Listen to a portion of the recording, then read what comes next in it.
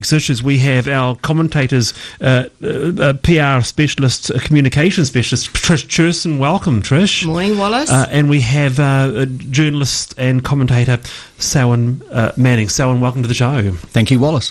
Hey, let's actually kick off with this one here, just to get this out of the way. Full battle jackets as MPs squabble. Materia Touré's designer clothes bring renewed accusations of hypocrisy from National Party Minister. The blast by Miss Collins once more dragged New Zealand designer Adrian Winkelman into the political crossfire, with one of her jackets worn by Miss Touré being labelled ugly for a second time by the Minister. Selwyn, I don't know what you think about this particular issue here, but it seems to...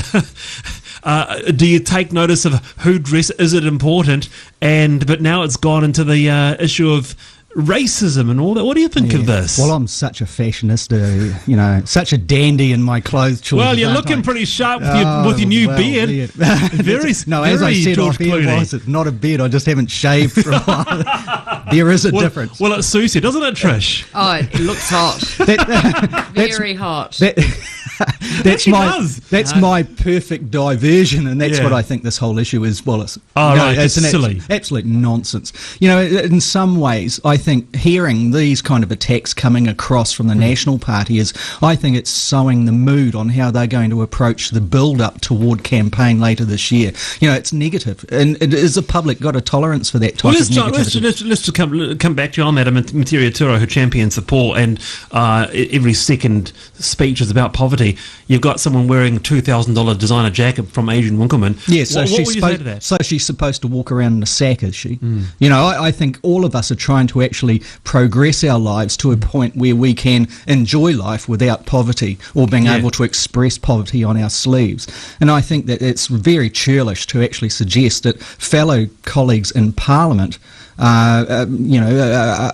shouldn't basically wear what they choose to wear. There is even a dress code too, and I think there's an expectation, irrespective of what party a person represents, that they actually try to be who they are. There's that thing actually was said, and I think it was actually David Cunliffe who said it when he was asked the same questions when he was putting his hand up to be a leader of the Labour Party, that he was into leaving the ladder down behind him so people could climb up this socio-economic ladder rather than pull it up from behind. That is the subtext, isn't it? I mean, it's a class issue. It's a class issue, isn't it? That's quite interesting. Yeah, so you've got fashion, the class. But Trish, about the actual jackets themselves, I mean, they're a distinct type of jacket, aren't they? They're a political jacket. It's almost like armour. They are a political jacket. Look, I agree with Selwyn. I don't think this does anyone any credit, and I am a big fan of Judith Collins. She is fantastic on the Twitter because, Carl's Jr., the burger chain, they have that great byline, eat it like you mean it, and I often think Judith should have a byline, tweet it like you mean it. She is fantastic. She's very clever, but I don't think this does anyone any credit. And, Materia Touré, she might be the co-leader of the Greens. I don't expect her to culture her own hemp jackets and weave them herself. I think that's an absolute nonsense. And I agree that I don't think people like this kind of thing. I'm not sure it's a signal of how National are going to play things. And Materia, she's a tough girl. She's not going she's not going to get too worried about this type of thing.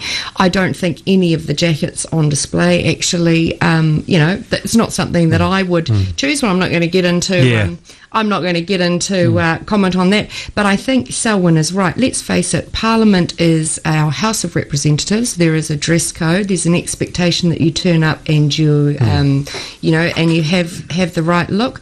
I think these MPs need to move on. Is this what we're going to be seeing for the whole year? Is this a part of gloves off election year? This is it, isn't it? Well, Week one in. Wow. It may be. What I saw was a kind of a planned response to, obviously when the Labour Party put out its best, its policy relating to the money going across to the newborn. The best start policy. The immediate response was a personal attack from the National Party on them and then picking away at the policy. I would have personally, as a journalist, you'd like to see a picking away and evaluation of the actual policy and the detail, and that come to the fore immediately. Right. The immediate response was bang, and trying to rope in some sort of thing to Marxism and all of this, but then the policies seemed to break away, the message broke away, wandered down a path of saying, well, they're basically right-wing policies, and then so it was coming from all over the place. Okay. I think really, I would hope that this year, at the end of every debate, there will be a clearer picture of what the parties are offering to the people.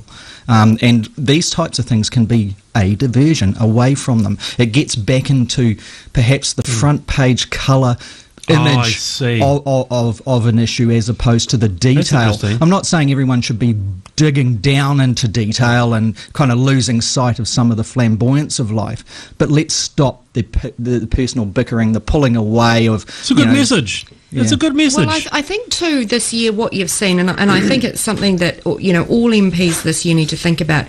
There's been, people have been trying too hard to get some funny cut through sound bites away, and they actually fall flat. They send too much. I mean, these are a classic example from, here's one from Judith Collins, she should sell a jacket and feed a child for a year. There was one from Cunliffe the other morning. I heard him talking about, this was around the debate about whether or not Winston Peters could be a partner with John Key, and John Key had said yes, and Cunliffe said, something about Key's principles. They're like a McDonald's burger, there for a limited time. Yeah, too polished. They actually fall flat. They've clearly been written.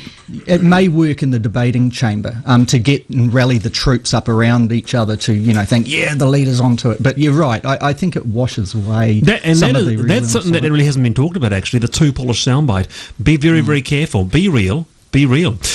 Look, it's 90 minutes past 8 o'clock, and I wanted to get on to this topic. It's one that's really interested me, and I do know Duncan Garner and his team has been really following this as well.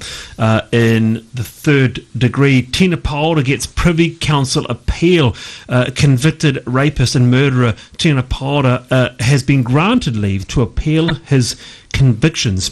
Privy Council confirmed Porter is to appeal his 1990 conviction for the rape and murder of Susan Burdett in her South Auckland home. So, and this is a particularly interesting case where he walked into a police station and he basically offered himself up, didn't he? I'm the man. Yeah, there was a big, there was money being offered for information. Money being offered for information, and really, when subsequent interviews came out, he couldn't place the time or date or what the person even looked like. It was quite a bizarre story, and he's been languishing in prison for all this time. Yeah, all this time. So over 20 years. 20 years, yeah. So Paula Penfold and Eugene Bigham at 3 News have really done some amazing work, as has the New Zealand Herald. We've got to remember has been working this.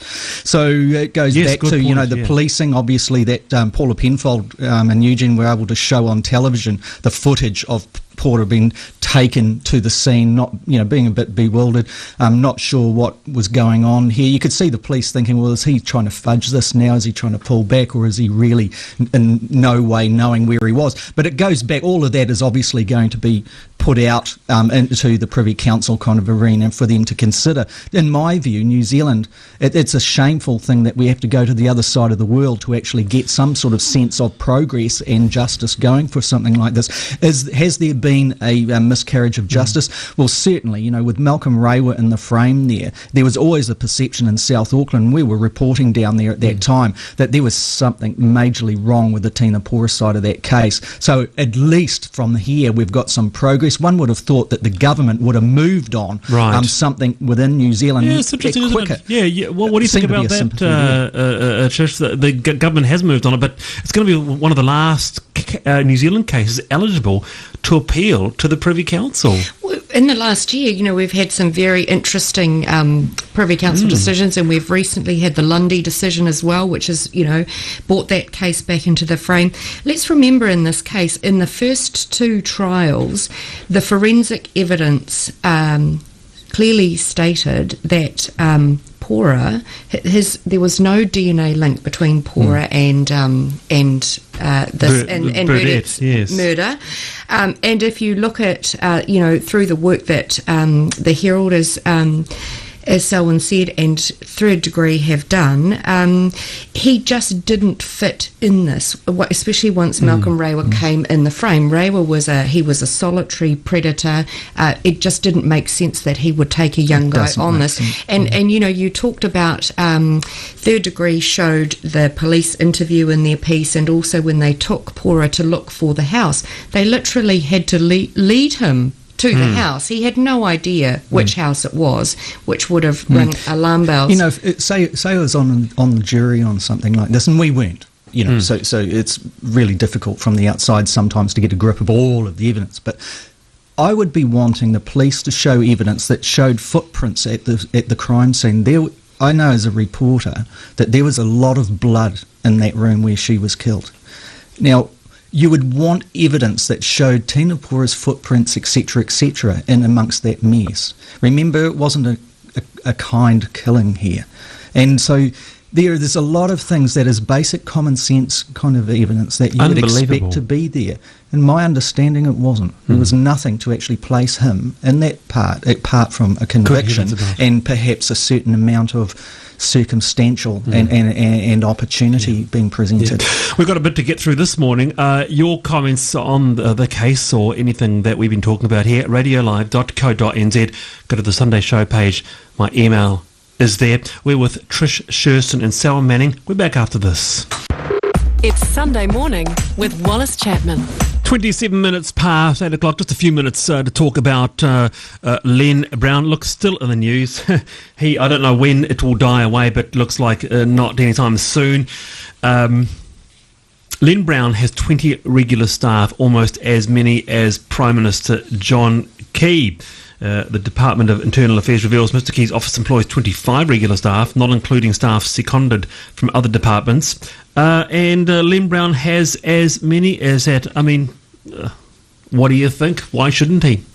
Well, I'm often a bit cautious about these kind of stories, comparing something with something, because what is this saying? Because Key's the Prime Minister running the country, he should have more staff than anybody else. Having said that, the other thing to remember that the budget for the mayoral office is actually set by statute. And Cameron Brewer, one of the councillors of the Auckland Council, every year he has requested these figures and got some transparency across this. The one thing I do think though is, Len Brown, when the Super City was set up, one of the things around the mayoral office was that it was supposed to be able to be, leading with executive powers across all the policy. I just wonder though if, given that the council's got 10,000 staff, whether the mayoral office can't draw more. 10,000 staff. 10,000 staff can't draw more across existing staff within the council, and I think this has been one of the arguments off the back of the whole Len Brown issue, that you've got the mayor's office, and as I said, it's a function of the way it's been set up, but it's separate, it's got its own budget, and I think that's been some of the concern of the other councillors, that it's sort of operating on its own in a way that probably wasn't expected when the Super City was set up. I think. Can you just hold that thought, Selwyn? Because I know you've got a bit to say on this as well. It's time for news update. It is 8:30. It's Sunday morning with Wallace Chapman. 34 minutes past 8 o'clock. We're with our panel this morning, Selwyn Manning and Trish Sherson. Text live to 3920. We're also on Twitter at RadioLiveNZ. You can email us as well, radiolive.co.nz. Selwyn, come back with that. We've been talking about Len Brown and the fact that he has as many staff as the Prime Minister. Your response to what Trish was saying just before the news update? Yeah, I think Trish was really onto something there. One, it's hard to kind of compare, but if we are kind of looking at the Prime Minister's office, well, Len Brown's office, the mayoral office, could learn a lot from that. In the sense that inside the Prime Minister's office, just like every other Minister of the Crown in that beehive, they will have secondments from the Ministry of this, the Department of that go into their office. They're on the budget of that ministry, whether or not it's the police or whether or not it's from the Ministry of Health or whatever. There'll be people in the office doing a job that is like a liaison, but also a lot of function type job. And so that isn't coming out of the purse of the Prime Minister's office. Now, in the structure of Auckland Council, I think there are frailties around this big fence that is built around the office of the mayor. And really, I think that fence needs to be deconstructed. The story now is the fiefdom of Auckland City Council. When 10,000 people, these sort of costs, this sort of staff, it's the fiefdom scenario, isn't it? But, you know, these kind of things can't be debated in an open arena at this stage because the mayor's diversions are going to continue on. I don't mean his behaviours will continue on. I'm talking about the ongoing quiz of what are you going to do on this? Does the public like you on this particular thing? Are you still being affected? This is going to bleed on and on and on. So the real business of Auckland Council relating to getting that structure right and reforming it as we realise its frailties, that's not going to happen in this term. And we had on Friday, you know, that was the first time Len Brown went back and did one of his mayor in the chair sessions out at Pukekohe, I think, which had been put off because the scandal broke. He was supposed to be out there. But again, it was totally overshadowed by a member of the public who went along to quiz him actually on the Len Brown affair. And so I agree. And the media will concentrate on that, and the media concentrated on that.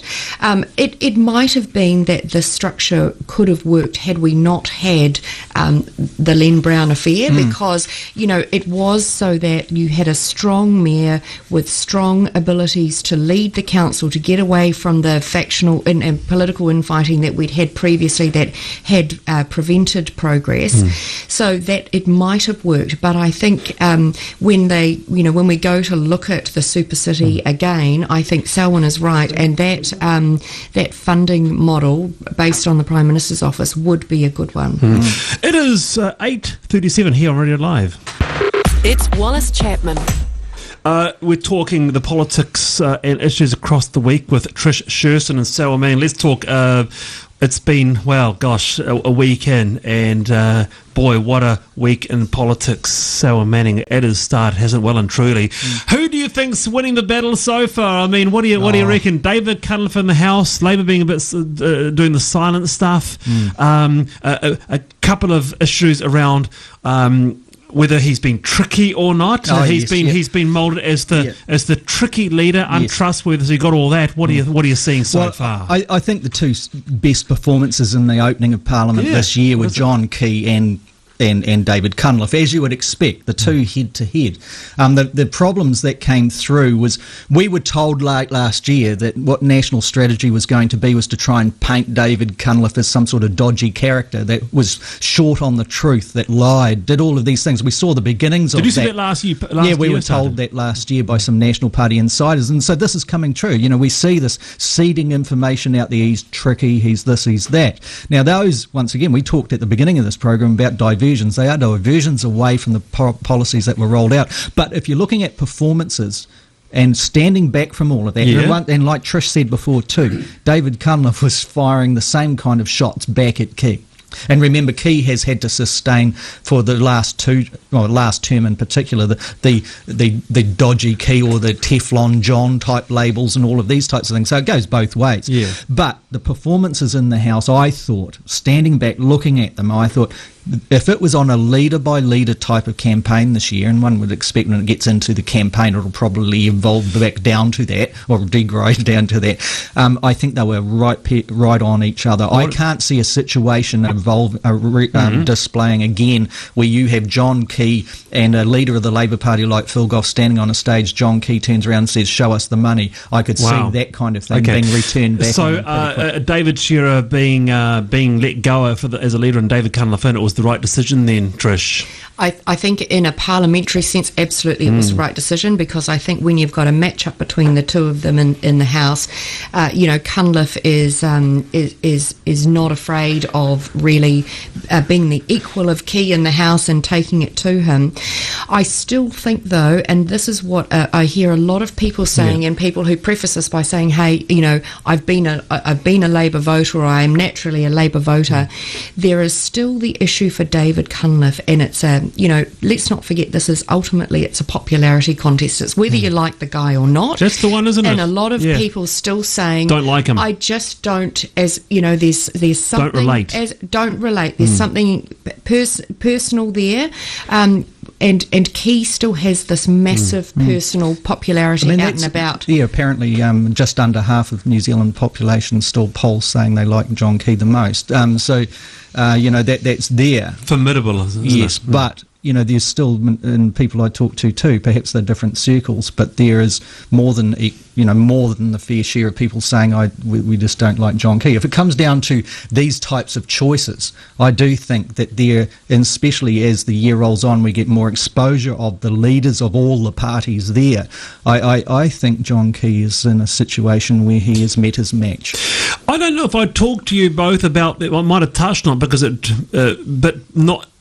The latest developments around this, the package, the Best Start package, Trish, that Labour's developed. What do you got? You've got $60 a week, and of course it depends on who you talk to. We were talking to a couple that said any money, $60 a week, would just do us amazingly with our little child. What are you seeing around this? Well, I think that could be right if you take a simplistic look at it. Who wouldn't say, hey, I'd love another $60? Yeah. But let's remember where the money has come from, and what money it takes to get $60 actually out to a family at the other end, when it's come through from our tax, goes in through the government bureaucracy, and then it comes out the other end as $60. The credit. I'd say on that the government could prioritise to make it so it is how it should be.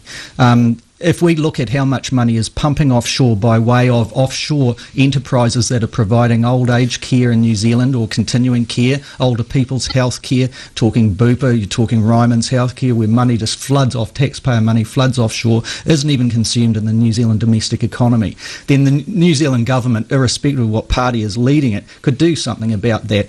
Coughing up $60 a week to a newborn family with a newborn child, you can look at it as a cost, you can look at it as insurance, or you can look at it as an investment, and I think that's what's been offered to the people. Better targeted, though, perhaps. So that's been a big issue. It could have been better communicated, and I think everybody knows that. But at the same time, that is one good start. Is it the best start? We'll let the people decide that. Yeah. It's obviously going to be one of many. It's the first policy that's rolled out of the machine, if you like, this year, and it's obviously put a flag up and saying this is how we are going to come up with our package of solutions.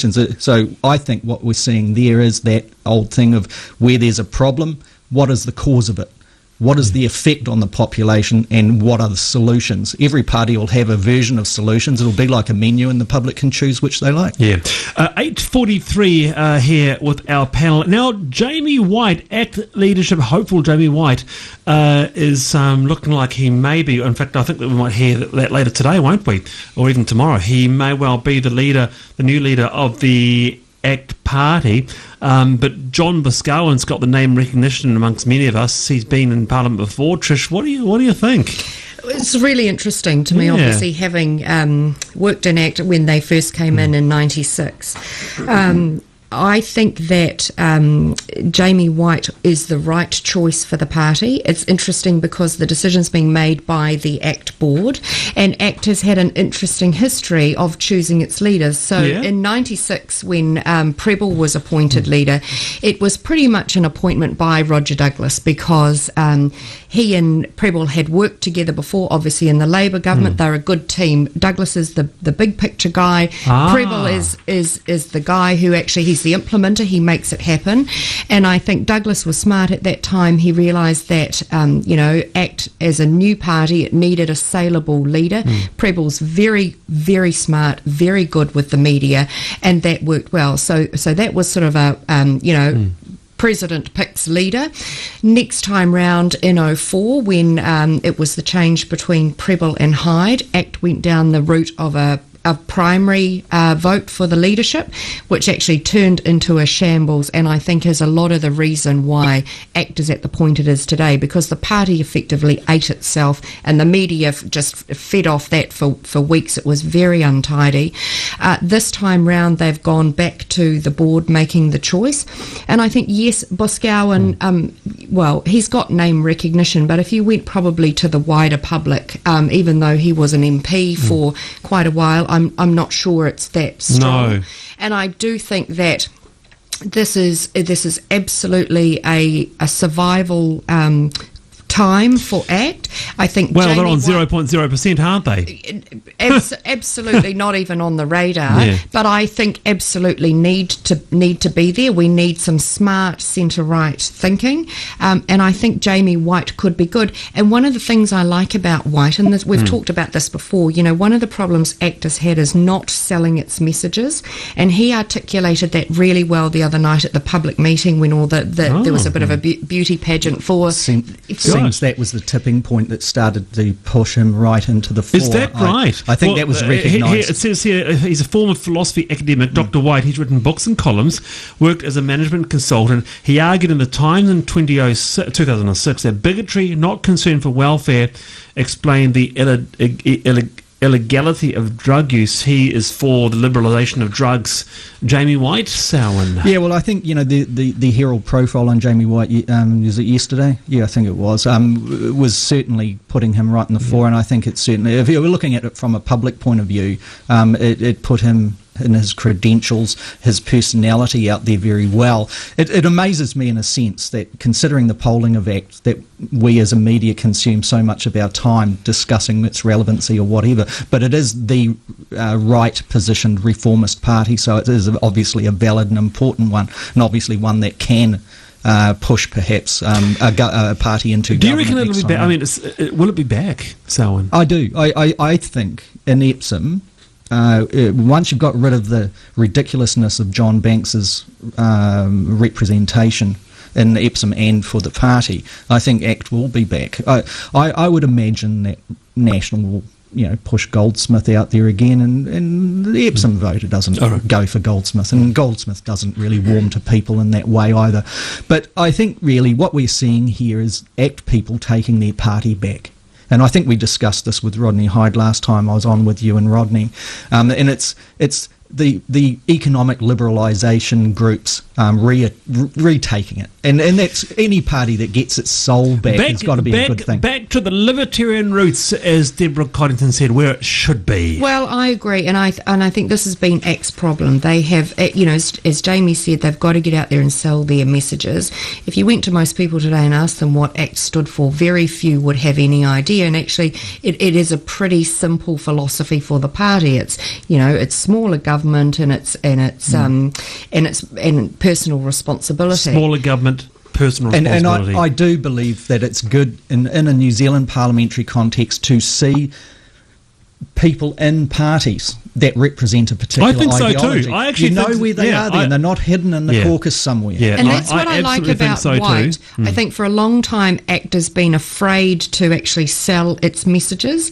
It got a bit, into a bit of a bunker mentality in Parliament, got a bit of a smacking often for the kinds of things they were talking about.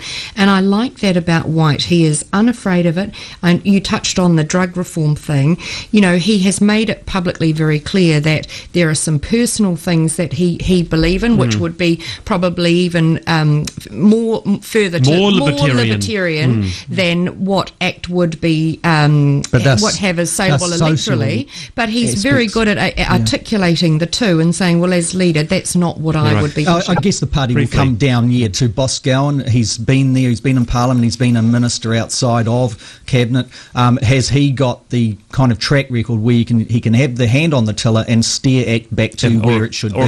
Hey, now I want your opinion on ACT. Are you an ACT supporter out there? Are you listening to this going, yes, Jamie White will rejuvenate my interest in a right-leaning party, like a libertarian party? What do you think? Text us live to 3920. Also, you can email me, radiolive.co.nz. Go to the Sunday show page, and my email address is right there. Will you be voting for ACT in 2014? We're back after the break. It's Sunday morning with Wallace Chapman. It is 8 minutes away from 9 o'clock. I've got to mention, because we are talking about this in the 10 to 11 a.m. hour, whether it's a diversion, distraction or not, what we do know is that throughout New Zealand history, we have had this conversation for decades. Selwyn Manning changing the New Zealand flag. What side are you on? Really easy. You got New Zealand's flag as it is right now.